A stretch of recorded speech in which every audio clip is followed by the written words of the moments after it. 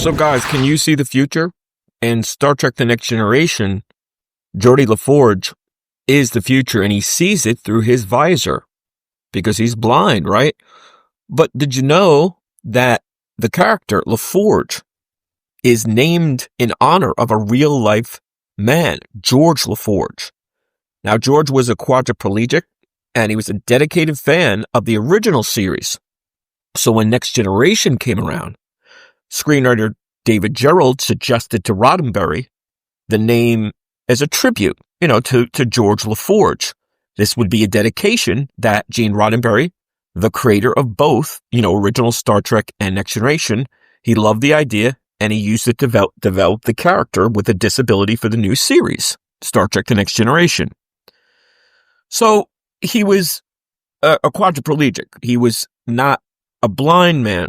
So Roddenberry used just that disability element to create the character. And the name George La Forge was turned into Geordi La Forge. Now, that was a direct tribute. So Roddenberry figured we could use that, the blindness instead of being quadriplegic, so he could have this advanced bit of Star Trek tech, right? Star Trek's visor, and enabling Geordi to pretty much see like everyone. Well, with limitations because he couldn't see exactly like us, but he certainly could see the spectrum, right? The sort of, the electromagnetic spectrum in terms of energy, in terms of frequency, in terms of all the radiation, in terms of what that would come from, for example, some object or whatever. I remember there was an episode when he was looking at something and he said there's more like information or, getting more visual or energy information than the other crew would because he had his visor. So it really worked out.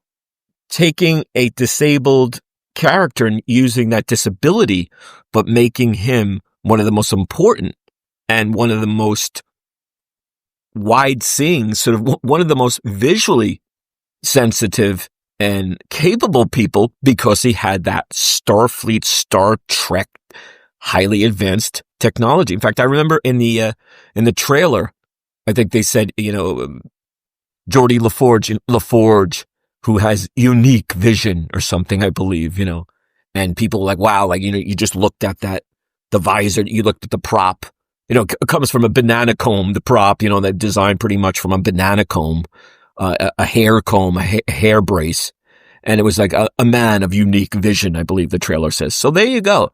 Geordi La Forge is from a real life man, George La Forge.